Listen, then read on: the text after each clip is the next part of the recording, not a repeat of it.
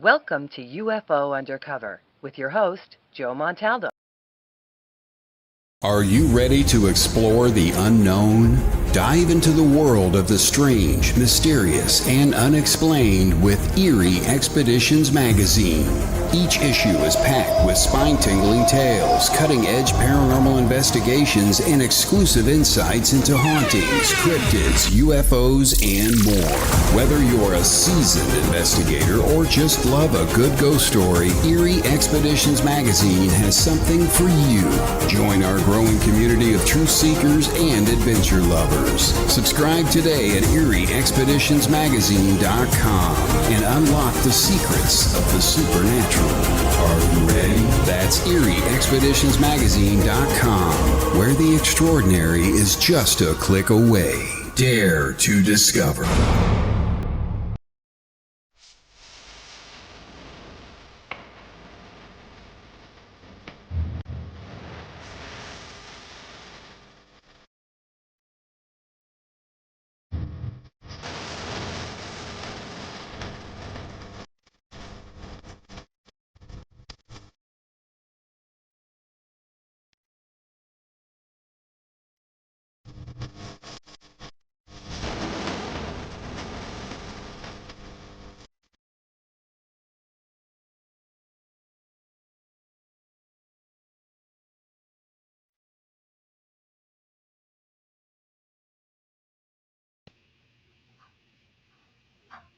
Hello, everybody. How are you guys doing? Welcome to another episode of the Gateway Podcast, broadcasting from the edge of the Mojave, where the strange slips through the cracks.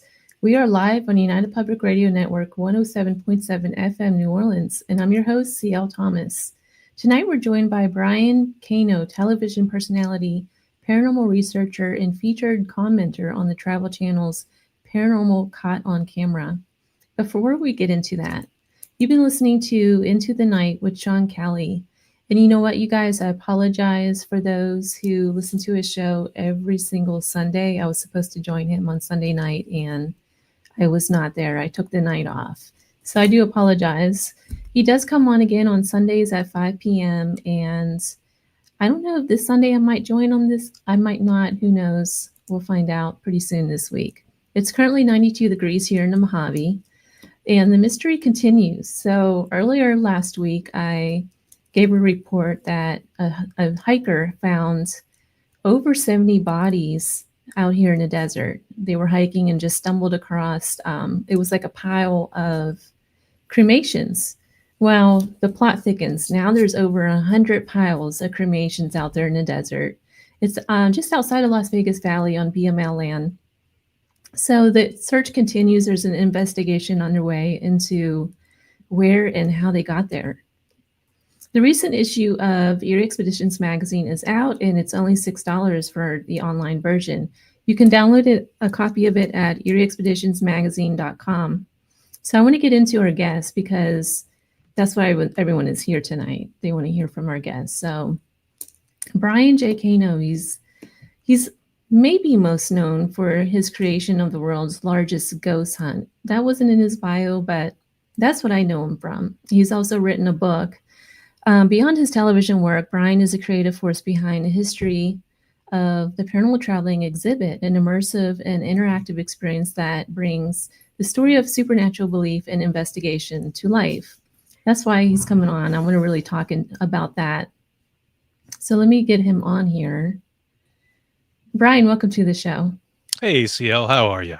I'm good. How are you? Good.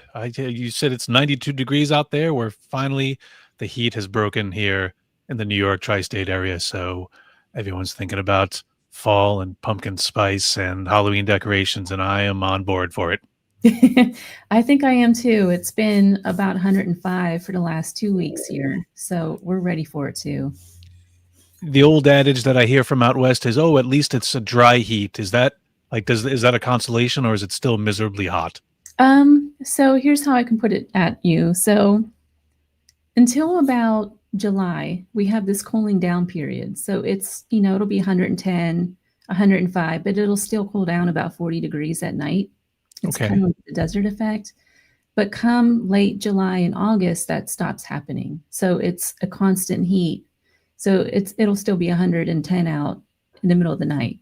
So it feels like a convention oven, like a conventional oven. That's the best way to describe it. So you're getting heated like a hot dog at 7-Eleven out there, huh? Yeah. And I've actually cooked eggs and everything right on the sidewalks out here. Nice. Always wondered if you could actually do that, but I wouldn't want to waste the eggs. They're expensive. They have it on the news every year too, where people will put baked cookies and stuff in their windshields. It's pretty amazing. Oh, boy. So to get into our topic tonight, there's so much to talk about with you because you've done everything. You've done the world's biggest ghost hunt. You've written several books. You have a traveling museum. You do a lot of speaking. You're on paranormal TV shows. You're just everywhere.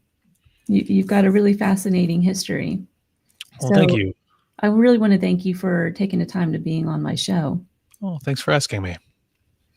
So what inspired you to get into this field? Into the paranormal? Yes. Well, I feel like this is something that is pretty much instilled in all of us at a very early age. When you're a child, you believe. You have no reason not to, and you have a plethora of things to believe in, be it Santa Claus, the Easter Bunny, Tooth Fairy, Jesus, what have you. You're told this is a wonderful, diverse, mysterious world. And you're like, yeah, this is great. I'm in it. I'm a part of it. I'm gonna see it all and experience it all. And wow, this is amazing. And then you get older and you realize it's about commuting and taxes and politics. And it's just like, you get ground down. And that's what happened to me. I was a child who loved watching shows like In Search of with Leonard Nimoy. I loved paleontology. What kid wasn't into dinosaurs? And back then they were all just big gray lizards. Now the kids growing up today have a lot more to explore and learn about when it comes to dinosaurs. But I thought, okay, when I get older, I'm going to be a paleontologist. I'm going to dig up bones and I'm going to solve mysteries. And I remember, I think when I was 9 or 10, my father had the idea, hey, let's move to Peru, back to where he's from. And my mother and I, being New Yorkers, were like, I don't know about this, but we went. And I remember wandering the countryside with my cousins, and I found a portion of a skull, an animal skull. And it was big. It had lots of teeth, but at the front of it was a very jagged, I don't want to say canine, but there was a very specific type of molar, of tooth. And to my 9-year-old self, I'm like, this must be a saber-toothed tiger skull, part of the jaw. Because again, my imagination was alive with the wonder of that discovery. And it was probably a dog or a coyote or something.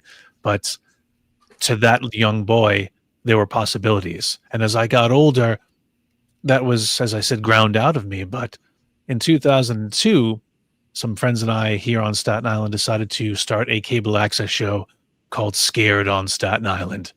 And in that show, it was a mix of urban exploration and paranormal investigation. But because of the time, there was nothing to compare it to. There was no ghost hunters. There was no ghost adventures. It was just us, our wits, our handheld cameras, and a lot of running around in shaky cam. It's practically unwatchable.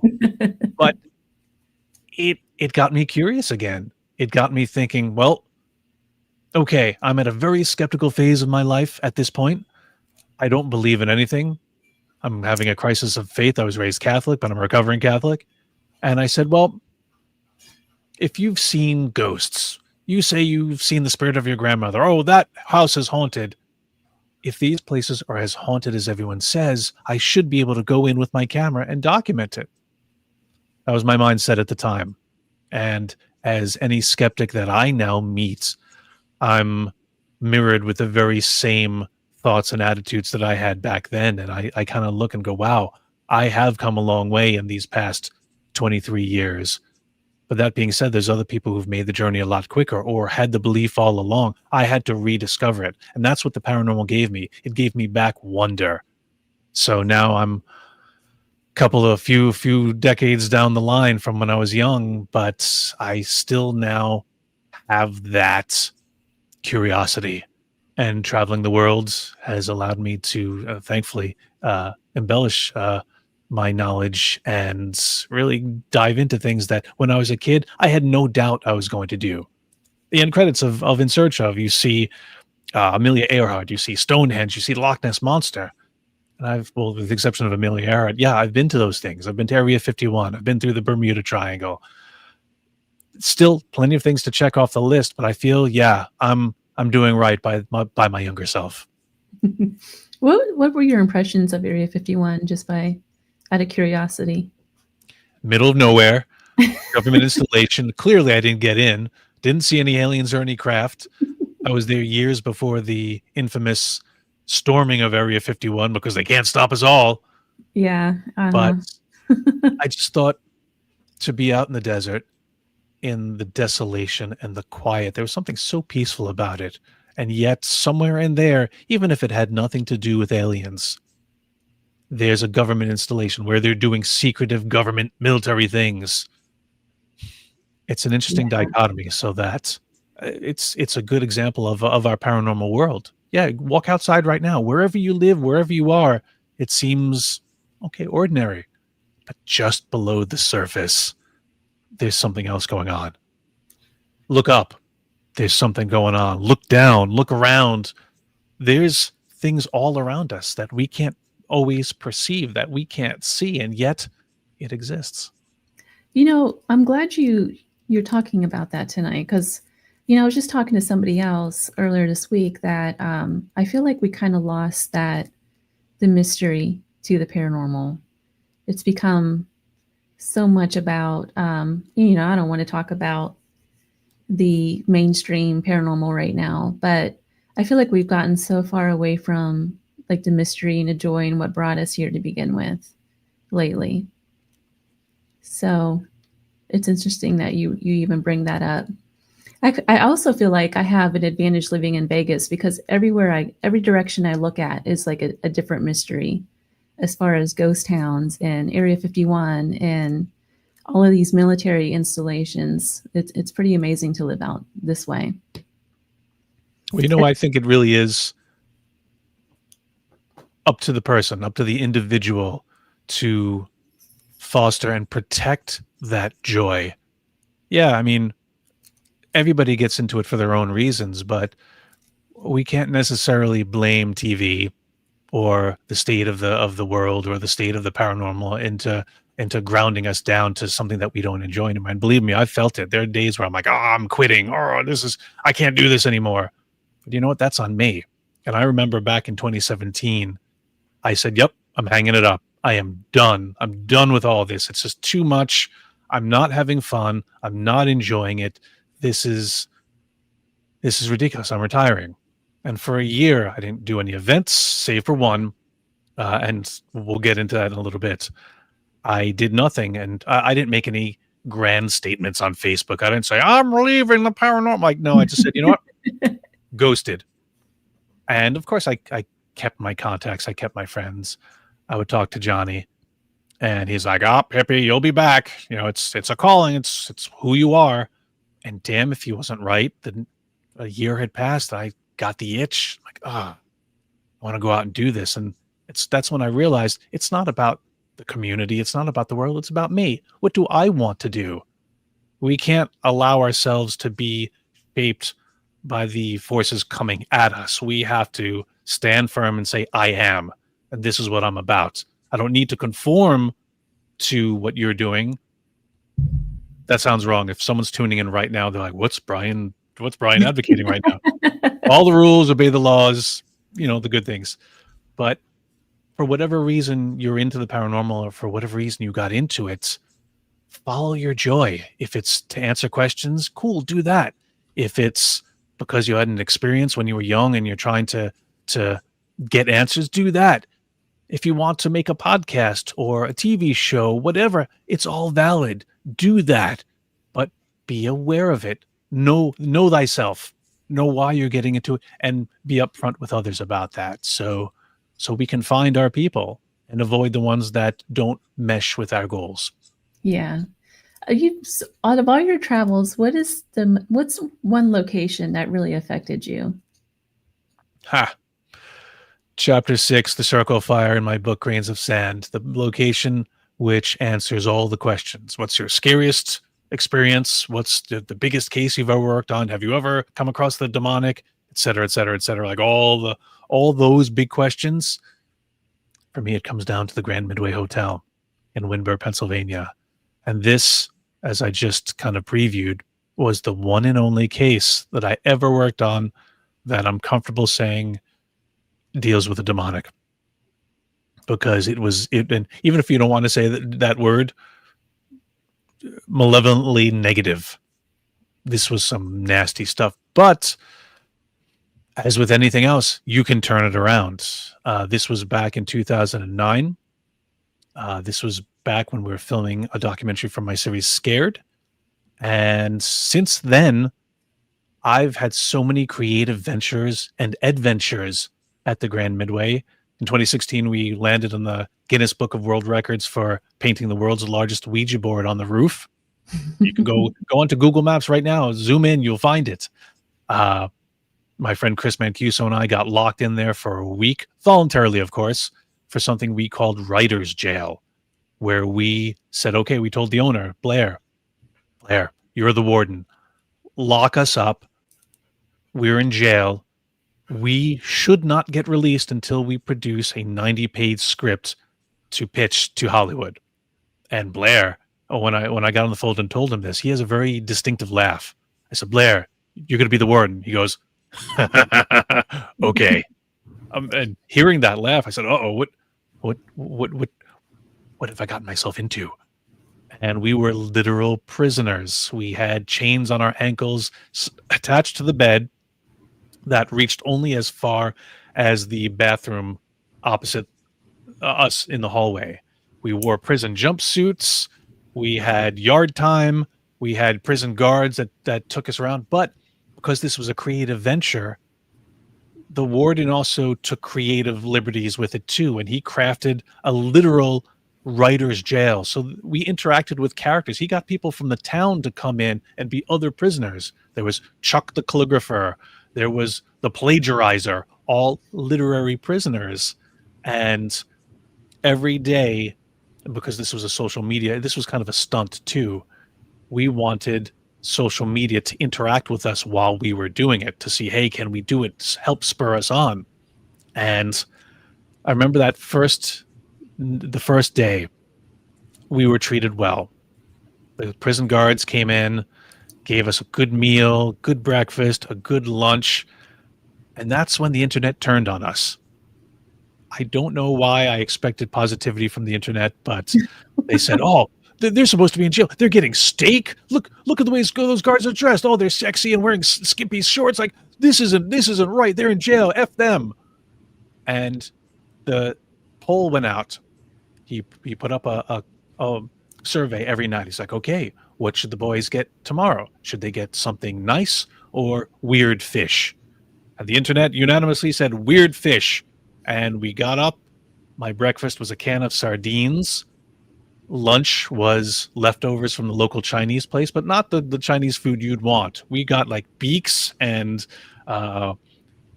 claws and just leftover parts from chickens. It was a horrendous experience, but it got our creative juices going. We had visits from the prison psych, a friend of his who actually worked as a prison as a psychologist. It was just a fun thing. And again, this all spurred out of what was your scariest experience? And I love when we can turn something that was negative and make it positive. And so many of the places that I've investigated over my years of doing this, I'll go back many times, not to investigate, but to continue the friendships I've made with the living there.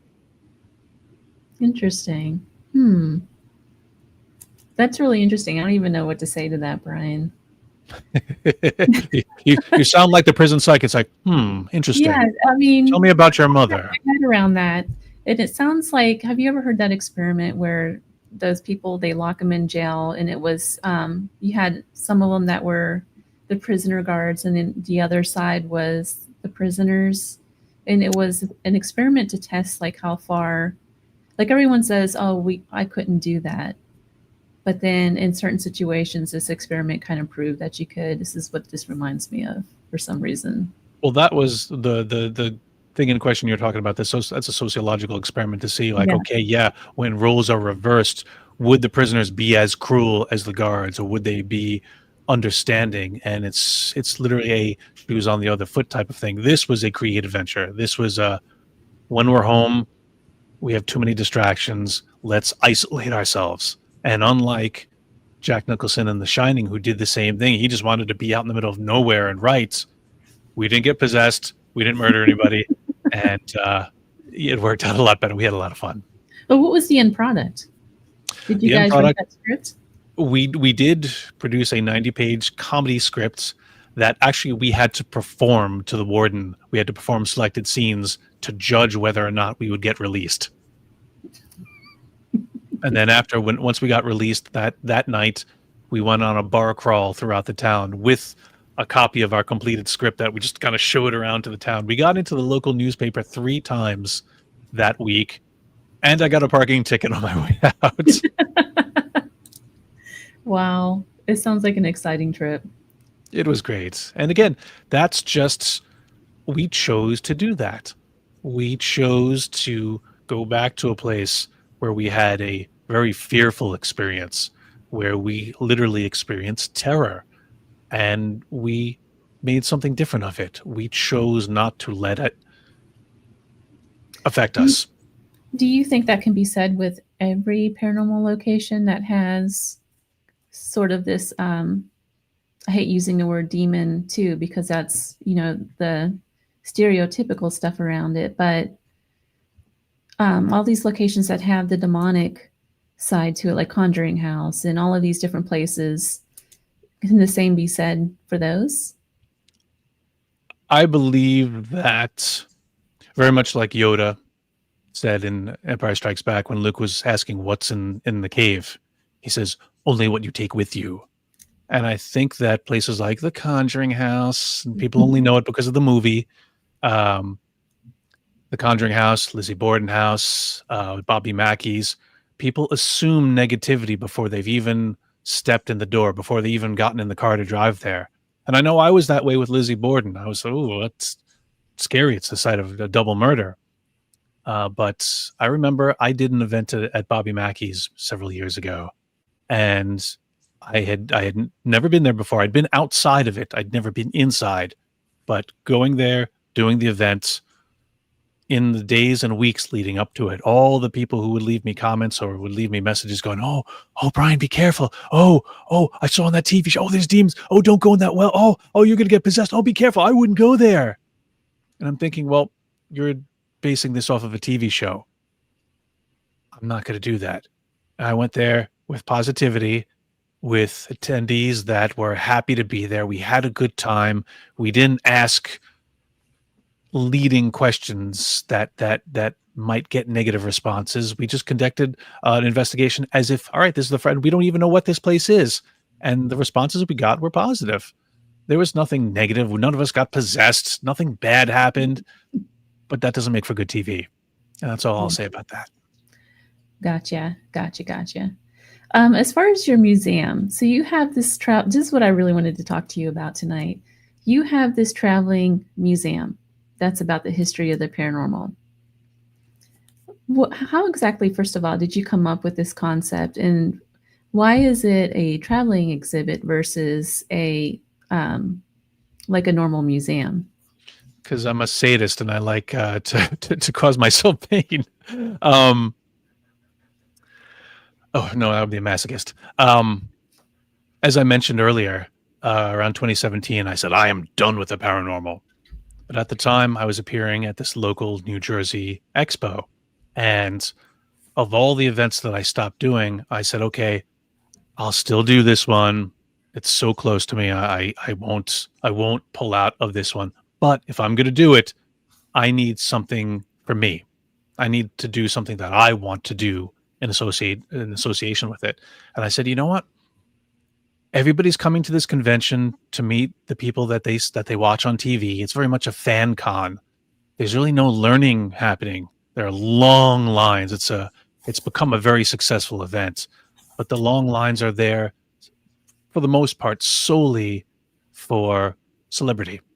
And I said, with all these people here, what if we could teach them something? And yeah, sure, there's lectures and people will sit and listen to them, but I don't really know if they're coming away with anything of value. So I said, give me one of the back rooms. Now this is held in a local high school. So everything is happening in the gymnasium and the auditorium.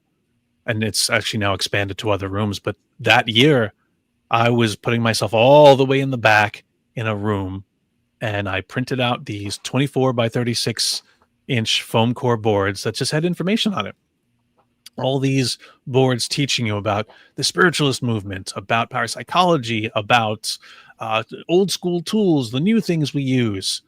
And I said, oh man, yeah, I'm gonna be away from there. Everyone's gonna go to the gym. They want to meet the ghost hunters. They want to meet the great, awesome. I'm friends with most of those guys. I'm glad they do well. But I assumed I would be lonely and depressed in the back room with my educational exhibit.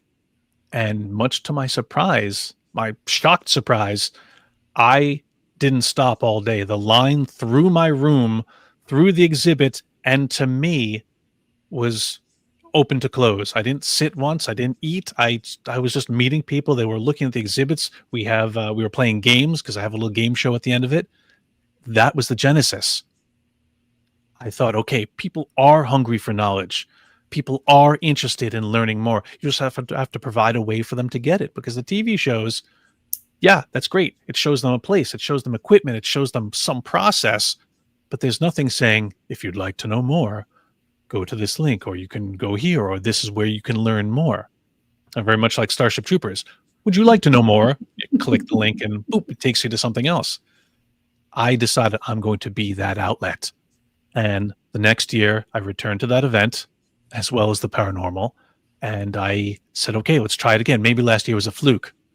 No, second year in a row, people were coming through. More people were coming through. And I said, you know what?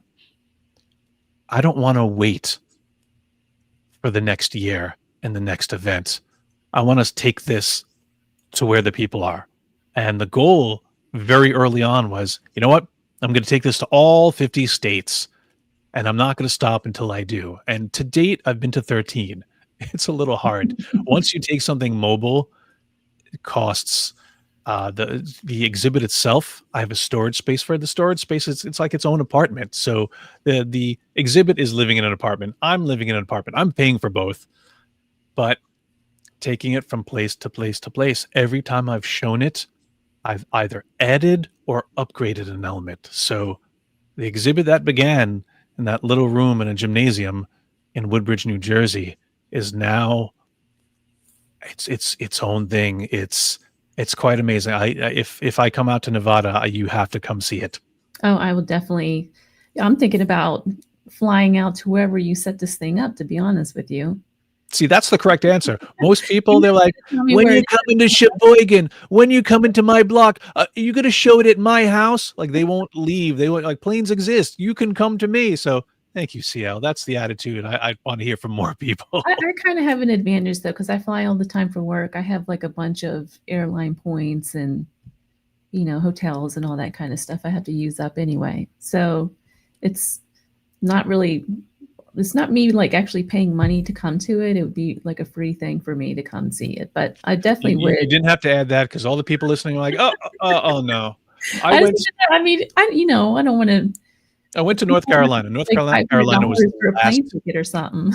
North Carolina was the last showing I had, the most recent showing. And as I was going down there, I said, okay, I cannot go to North Carolina and not do something with the Rhine Research Center. And we had a great time. We had a Friday night little get together where we bent spoons at the Rhine. Are you And doing that mentally? um, physically and mentally, I thought it was like the Matrix, where I'm like, bend the spoon, but like the Matrix says, oh, that's impossible. Rather, it's you using your mind to weaken the bond so that you can bend it more easily. Like you can't just like you could bend a spoon if you really tried, but to do it easily, just boop, that's a different story. I'm down in North Carolina. I said, okay, I'm going to reach out to everyone I know in North Carolina. I sent them individual, personalized messages like, hey, I'm coming to your area. Come see my thing. One person was like, oh, it's an hour away. I don't like driving on the freeway. And I'm like, I'm driving 8 hours with people and an exhibit in tow. Drive one. Like, really? That's some of the challenges I face with this exhibit. And again, education admittedly isn't sexy, but I try to find a way to make it entertaining. There are immersive elements. There's interactive displays. So it's kind of like I took a lot of inspiration from children's museums. It's one thing to just passively look at something or be told something and it doesn't really sink in. But if you're interacting with it physically, or you're having a conversation, or you're playing a game, all right, that's going to stick. And in the exhibit, it takes you through belief, why belief is important. It takes you through the spiritualist movement. It takes you, there's a tarot card reader. You sit down, you have your cards read. You go on to look at old school tools, old things that were done back in the 1800s through now. There's a new display called The Power of Curses, where I address Haunted Collector and all the things that back when we premiered, everyone's like, oh, that's just a gimmick. But no, it's a thing. Take you through parapsychology. At the end of the exhibit is what I call the game show. And there are 12 images, 12 portraits of paranormal pioneers, people that you should know. They've all passed. There's no Jason, there's no Grant, there's no Zach, there's nobody who's alive. Or are the Warrens on that list? Of course they are. They are? They're pioneers. They are people, and that's the thing, they're probably the most famous of, everyone knows them. So the object is to take the name tags and match them with the image. But I always put Ed and Lorraine Warren on first because that's too easy. That's the free one you get because you're going to get it anyway because of the Conjuring movies. And hey, that's great. If a movie gets you to know who they are and you look into them deeper, I'm all for it, which is why I try to make my exhibit entertaining so that you have fun learning. And I throw a lot of information at people, but if they leave knowing just one more name or one case or a concept, and then they take it to their friends and then they tell them, we all learn and improve together. A rising tide raises all boats. Can you tell me about, I'm really interested in the spiritualism exhibit that you have. And you just been to Lilydale with I have. Perry and I forget who else you went with. John Zaffis. Yes. Did you guys find anything while you were there? We didn't go there necessarily to investigate, but to host events. So we each had our own lectures and talks. Dustin and I performed our Pathways interactive show. And when we did have an investigation, it was a 2-hour investigation. So it's not like you're going to solve the paranormal in a 2-hour public hunt. But that being said, Lilydale, the Lilydale Assembly was a very chill place. Your stress just melts away because you are removed from the rest of the world. And I didn't know exactly what to expect, but what I found was a little bit of peace. And I enjoyed that. I'm looking forward to going back. That's what it was for me too. It's a very healing kind of place, very positive and healing. But your exhibit on spiritualism, tell me about that. Well, the spiritualism portion of it, the exhibit is for the most part arranged semi-chronologically. So that comes very soon in the pathway. So I always have it that you kind of have to walk a path and you're introduced to the topics as you arrive at them. And one of the first ones is the spiritualist movement of the 1800s. And most of it focuses around the Fox sisters. While they weren't the first to practice spiritualism, they were among the first to really bring it to the public, to really make it a thing, to really I guess you could call them the spokeswomen of spiritualism. And I have, not to give it away, but I have a portrait of them that sits there. And as you're looking at other displays, as you're reading other facts, sometimes they will speak to you. And I love watching people get startled when all of a sudden Leia says, "Look alive, girls, we have company." And people turn to watch this skit that I wrote and filmed about the Fox sisters. And again, it's one thing to give you a whole sheet and say, "Here, learn about the Fox sisters." They're talking amongst themselves and telling about their journey kind of next to you and talking to you. That's going to sink in better. And I think it's important for people to know where this all got started. And back then, there was no parapsychology. It was psychical research. And along with that, instead of Friday nights, like Friday nights and Saturday nights now, people going ghost hunting. But back then, seances. It was the rich, the well-to-do. These were status symbols. Like, yes, we're going to hold the seance. And they would employ the hottest psychic medium they could find. And of course, there's lots of different ones. How many of them are frauds? How many how many spirit photographers were caught faking evidence? This is important because, again, yes, little has changed, but it started somewhere. It was all of them. Did you know that Abraham Lincoln's wife, Mary, she did that on Friday? She would have a psychic medium come in, and supposedly there was a psychic medium named Nellie who had given Abraham Lincoln advice on the Civil War. I just read a book about this. Yes, Mary Todd Lincoln was very much like the first ladies of other administrations, very into spiritualism and psychics and taking advice. And who knows, maybe he shouldn't have gone. Maybe he was advised not to go to that theater that night. But maybe that was also a block universe event that no matter what poor Abraham did, it was gonna get him one way or another. Yeah, I think unfortunately that was just his cards, you know. Yeah. In Lilydale, did you see when you walk into that one hotel? Did you see all the paintings that were precipitated supposedly through the mediums that are hanging on the walls in there? I did not go into the hotel. I was staying in the assembly hall, so going there, seeing where their masses are held. I did look at all the portraits of all the people who ran it before, but I didn't see those psychic portraits. Since I wasn't staying at the hotel, I felt weird walking in there. Yeah, there's a lobby in there where they used to have seances when that was first opened. And now I know what to look for when I go back. Yeah, you have to go in there. There's a bunch of original paintings that were precipitated from the spirit world, and one of those is actually Abraham Lincoln. Okay.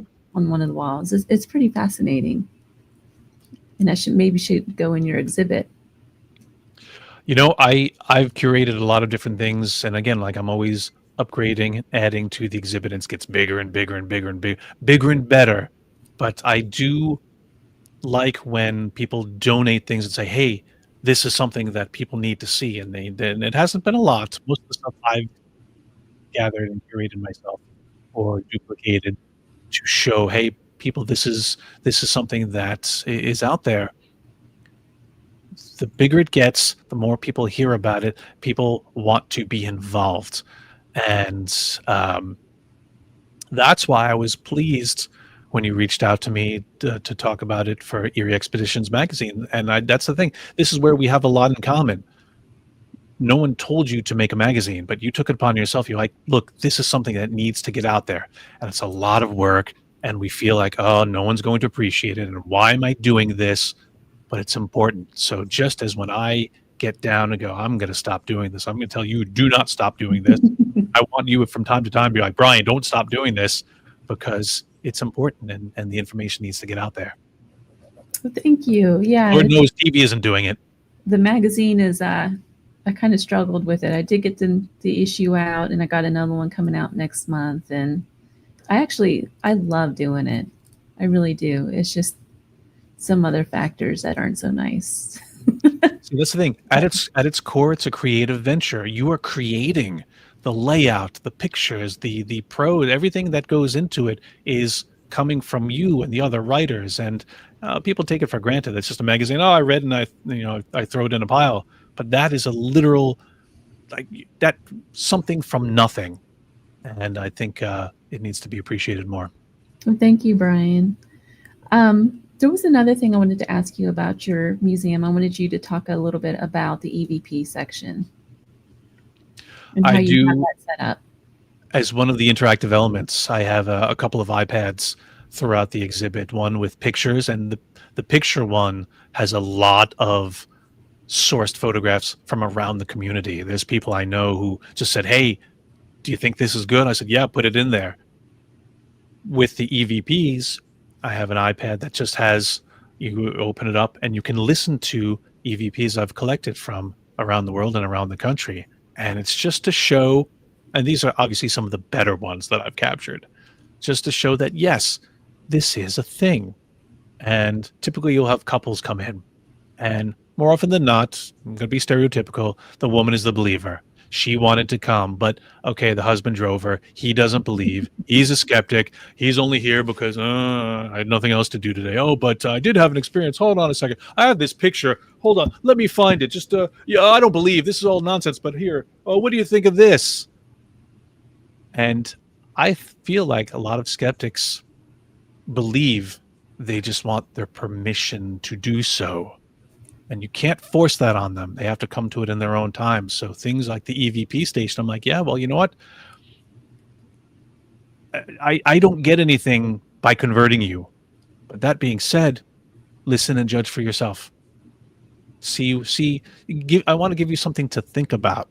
This is this is not a timeshare presentation where I'm going to do a hard sell. You got to buy the paranormal, No. Here it is. Wander, explore, reflect. Sometimes in order to move forward, you have to look back. And that's what the exhibit is about, looking back at where we've been in order to know, okay, how do we move forward? That's a good point, because somebody brought to me, I do a lot of spirit art drawings and things for people as readings. And somebody a couple of weeks ago said, well, that doesn't prove anything to me that this exists. And, my response to that was, it's not my job to convert you to one belief or another. That's just not my job. I'm just here to present what's brought to me, and that's it. You either take it or you don't. But it's not my job to prove the paranormal to you if it exists or not. Oh, Neil deGrasse Tyson has a great quote. He goes, the universe is under no obligation to explain itself to you. And I feel that way very much. But again, when I started this journey, I was a skeptic. I was one of those people saying, prove it. Less to be argumentative, but more because I wanted to know. I want to know how it's done. I want to know all the answers. And those of us who come to it with that in mind, yeah, we're going to be constant explorers. We're always going to be looking. But some people are just skeptical just to be argumentative. And I know there's some people out there. There's one guy who has kind of made a decent existence as a professional skeptic, and for the most part, it's just like, you're not being skeptical. You're just being kind of a jerk. There, I said it. I think it's important to be skeptical. I'm still skeptical. I consider myself a skeptical believer, but as I look back on my very skeptic days, I thought, yeah, I was really rigid. I had blinders on. And my book that I wrote, Grains of Sand, Tales of a Paranormal Life, every chapter of that book is a tale of a moment or an experience that, yeah, had I not been so closed off, maybe I would have learned that lesson sooner. But again, better late than never. So in your opinion, since you've been around the paranormal for quite a bit, you've done all this research, you have your traveling exhibit, do you believe in the paranormal?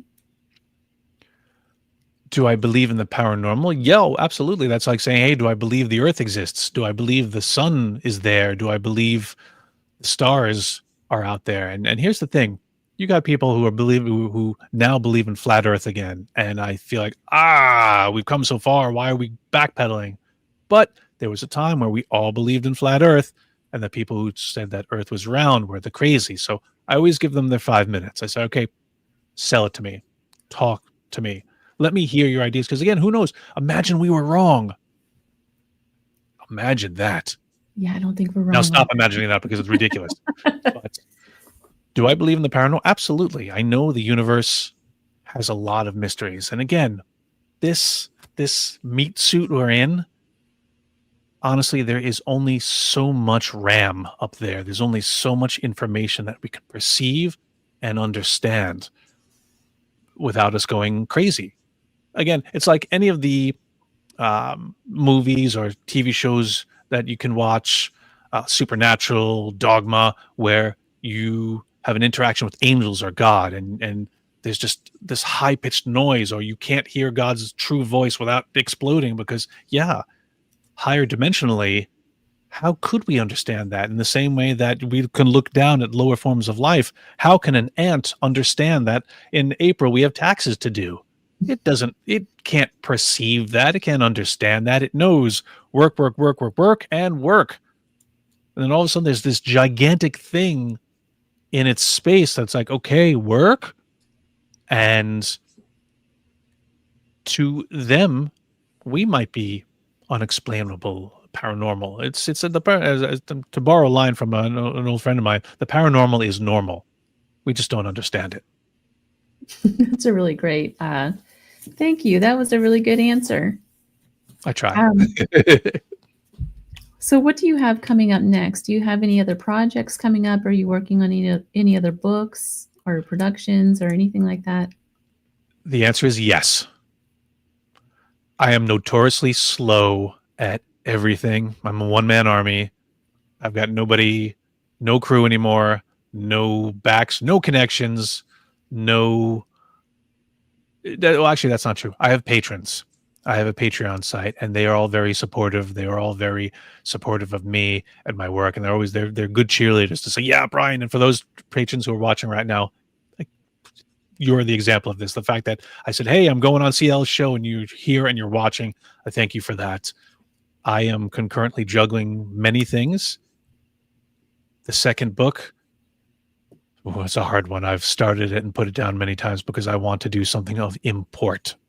The first book was just me telling my story and my tales and things I've learned. The second one, I want it to be something that is referred to for years to come. So I still have more research to do, and that's where I'm going to leave that. But just today, I was working on the upgraded 15th anniversary of the John Zaffis documentary that came out in 2010 called John Zaffis, The World Within. It's being refreshed and upgraded with new material. And again, just like my exhibit, I can't leave it alone. I have to keep adding to it. I have to keep upgrading to it. And that's going to release sometime by the end of this year to my patrons first, and then who knows where else. I'm the ambassador for the Haunted History Trail of New York State, which is a tourism initiative that highlights interesting places in the Empire State that you can go to. The website for that is hauntedhistorytrail.com. You can request a free brochure where it gives you a map and little highlights of all the places, all the interesting places that you yourself can formulate your own adventure in New York State. And I'm proud to be a part of that. I'm a New Yorker, so I said, yeah, who better to represent their state in the paranormal? Yeah, that sounds amazing. I need to get a hold of them. Maybe they want to do some writing for the magazine or something. That'd be pretty nice. The trail, New York State is sentient. That's amazing. That's why we can't get anything. That's why things are so weird here. Oh, man. So do you live in downtown New York? Downtown, making my way downtown, walking fast. I'm in Staten Island, which is one of the boroughs of New York City. It is the southernmost portion of New York. It's not Long Island, it's Staten Island. Okay. I'm trying to figure out where exactly you are in New York.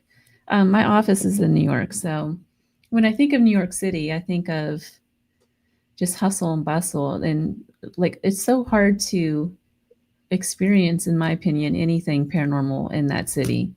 but I could be completely wrong. Every time I go there, I'm just overwhelmed and everything downtown. So, Well, consider the huge amount of people that are 7 million people all choosing to live together on that tiny little island.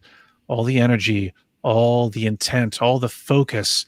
That place has to be incredibly haunted just from the energy that is deposited there. The land before people got there, in addition to, remember, hauntings aren't necessarily always about the dead. It's about energy. It's about that vibration. You could be haunting your own place as a residual because, again, you're constantly expending energy. You're constantly leaving little bits of yourselves behind. So that shadow form that you see sometimes and you turn around and it's gone, it might not be a ghost. Well, actually, it's a ghost, but it's a ghost of you and you're not dead. So Manhattan, yeah. Just think of just, all right, walk from the Battery, walk up to Central Park, walk up to the Cloisters. It'll take you a while, but feel everything just empathically. The sorrow, the hustle and bustle. Yeah, it's a hustle and bustle, but a lot of people don't like it. Friends of mine are like, oh, it's too people-y. Well, no, yeah, of course it is. 7 million people there. We're feeling all their energy. It's not ours, but it can be overwhelming. yeah, that's kind of what I get every time I visit the office. I have to go to the office here in a few weeks, and I'm not looking forward to it. Oh, for that reason. well, I mean, enjoy. That's the thing. Again, it all comes down to choice.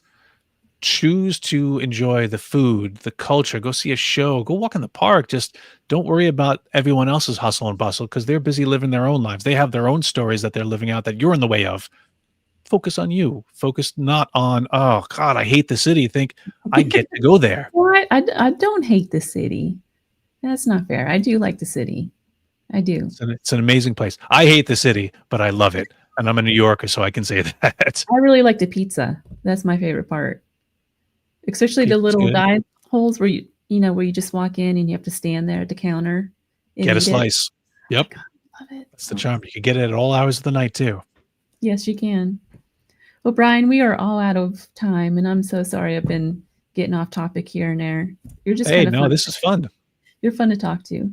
Tell people if they want to hire you in your moving exhibit, how do they go about doing that? Ooh, hire me.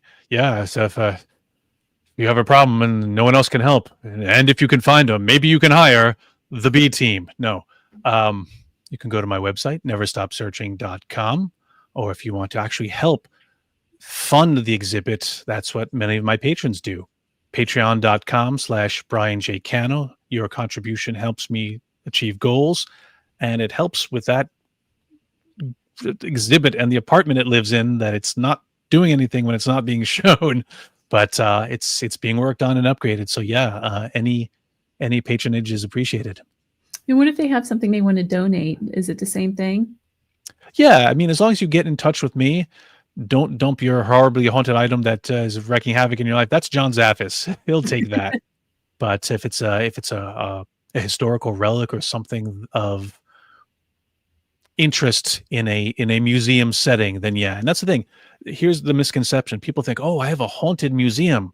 Nope. That's the Warrens. That's John Zaffis. That's everybody else. Everybody else wants haunted museums. I have one haunted object in the museum. And that's it. Just to show this is a thing. And also because I don't need the rest of my items being haunted. What is that haunted object? It's an idol from Hawaii. Interesting. I thought so too. What do people expect whenever you do come out? Do you just show up in a moving truck basically and then unpack your stuff and set it up? 20-foot truck. I come, I spend the day, me and my team, we set it up, then we open up, and usually 2 days later, we tear it down. There's often a investigation portion because that's the thing. People want to hunt. That often pays the bills. I wish I could just set it up and have it do well for the sake of education and mental exploration. But people want to hunt. People want to be excited. So we offer that too. And every place we go is different. So each state has its own gems and little hidden haunts that hopefully in partnership with my exhibits, we can come out together. Everybody wins. Well, Brian, thank you so much for taking the time to talk to me tonight. Is there anything else that you would like to add? No, see, I think this is pretty much it. I mean, again, as a New Yorker and being who I am, if I start talking, I won't stop. So I just want to say thank you for having me. And thank you for being on. You guys, we are at the end of the hour. You've been listening to Brian Cano and his traveling haunted history traveling exhibit. I'm sure I'm saying that wrong. I'm really sorry. You've been listening to The Gateway, broadcast from the edge of the Mojave where the strange slips through the cracks. United Public Radio Network, 107.7 FM New Orleans. Thank you guys for listening and tune in until next time.